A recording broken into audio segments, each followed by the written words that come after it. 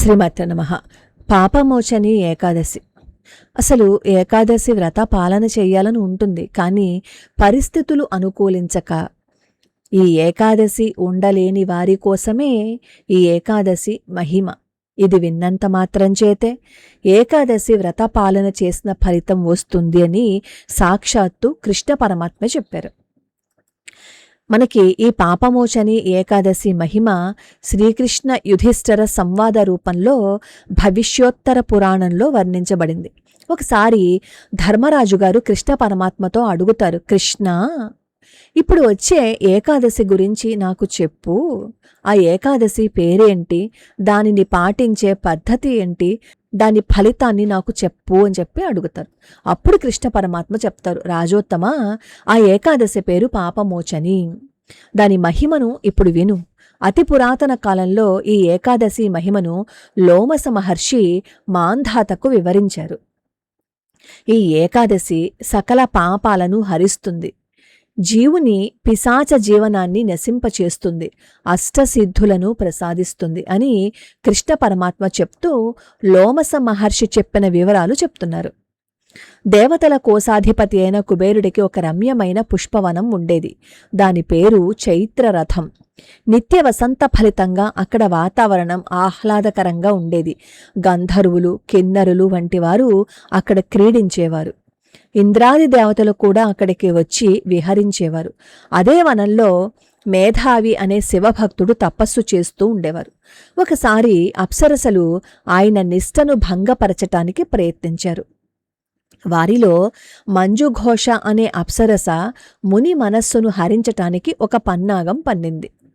ఆమె ముని ఆశ్రమానికి దగ్గరలోనే ఒక చిన్న కుటీరాన్ని నిర్మించుకుని తీయని గొంతుతో వీణను మీటుతూ గీతాలాపన చేయసాగింది. శరీరానికి చందనాన్ని అలదుకుని మెడలో సుగంధ పుష్పాలను ధరించి తీయగా పాడుతున్న మంజుఘోషను చూసి మన్మధుడు కూడా ఆ ముని తపస్సుని భంగపరచటానికి ప్రయత్నించాడు. సరే, ఈ మన్మధుడు కూడా చ్యవన మహర్షి ఆశ్రమంలో నివసిస్తున్న తపస్సు చేసుకుంటున్న మేధావి ఋషి దగ్గరికి వచ్చారు. ఆ మేధావి ఋషి ఎలా ఉన్నారు అంటే అద్భుతంగా ఉన్నారనమాట. మంజుఘోష అతని చెంతకు చేరింది. అది చూసి మేధావి కూడా కామపీడితుడై తన దైవాన్ని మరిచారు.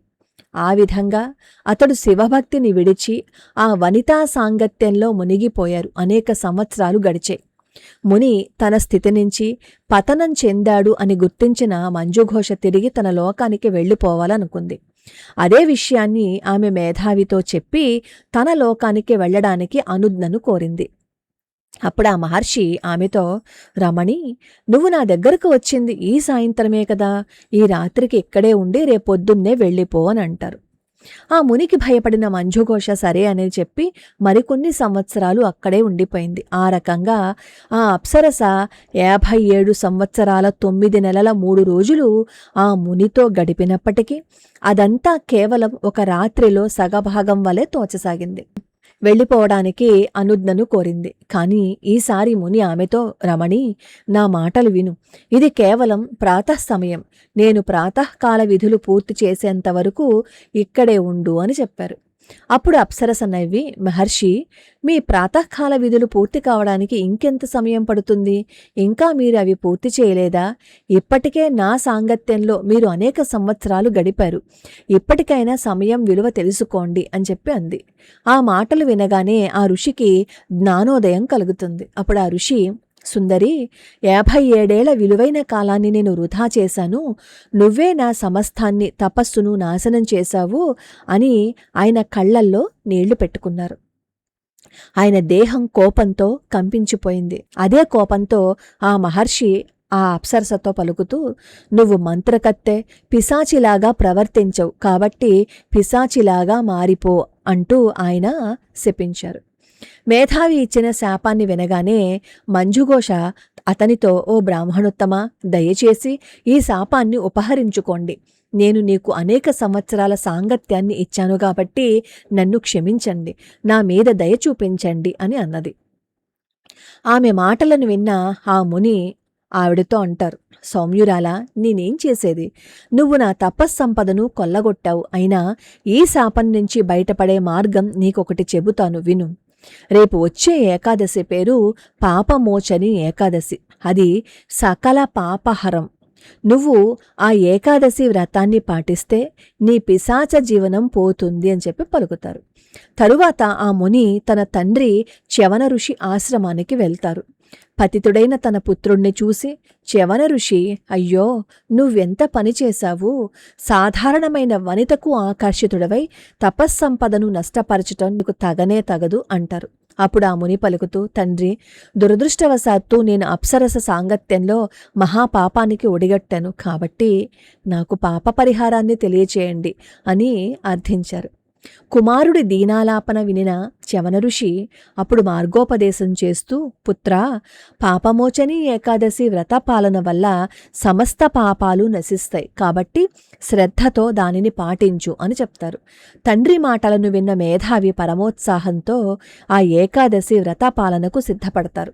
తరువాత ఏకాదశి వ్రత పాలన వల్ల ఆ ఋషి పాపాలన్నీ నశించిపోతాయి. ఆయన కూడా పరమ భాగ్యవంతుడు అయ్యారు. మంజుఘోష కూడా పాపమోచని ఏకాదశి పాలన ద్వారా పిశాచ రూపం నుంచి బయటపడి స్వర్గానికి వెళ్ళిపోతుంది.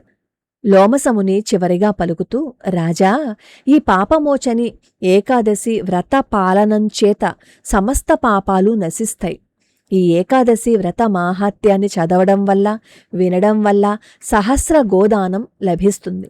ఈ వ్రత పాలన ద్వారా బ్రహ్మహత్యా పాతకము, భ్రూణహత్యా పాతకము, మదిరాపాన పాతకము, గురుపత్తి సంగమ పాతకము వంటి సకల పాపాలు సమూలంగా నశించిపోతాయి అని చెప్పారంటే పంచమహాపాతకాలని పోగొడుతుందనమాట. ఈ ఏకాదశి పరమ మంగళకరమైనది, సకల పాపహరమైనది. కాబట్టి ప్రతి ఒక్కరూ శ్రద్ధతో ఈ ఏకాదశి వ్రత పాలన చెయ్యండి. మరి ఈ ఏకాదశి కథ వింటేనే అన్ని ఫలితాలు వచ్చేస్తాయా అండి అని అడుగుతారు. సహజంగా అలాంటి అనుమానం వస్తుంది. విన్న తర్వాత మనం పశ్చాత్తాపంతో ఇకపై ఏ తప్పులు చెయ్యము అని మనం భగవంతుడికి మాట ఇచ్చి ఆ మాటని నిలబెట్టుకుంటే అప్పుడు మనం చేసిన పాపాలు కొంచెమైనా తగ్గుతాయి. ఇది పాపమోచని ఏకాదశి కథ. కాబట్టి తెలిసి తెలియకుండా అబార్షన్స్ చేయించుకుంటారు కదా, వాళ్ళు ముఖ్యంగా ఈ పాపమోచని ఏకాదశి వ్రత పాలన చేసి వాళ్ళు నియమనిష్టలతో గనక చేసినట్లయితే ఈ అబార్షన్స్ చేయించుకున్న వాళ్ళ దోషం కొంచెమైనా పోతుంది. ఆ రోజు సద్బ్రాహ్మణులకి దానాన్ని కూడా సమర్పణ చెయ్యాలి.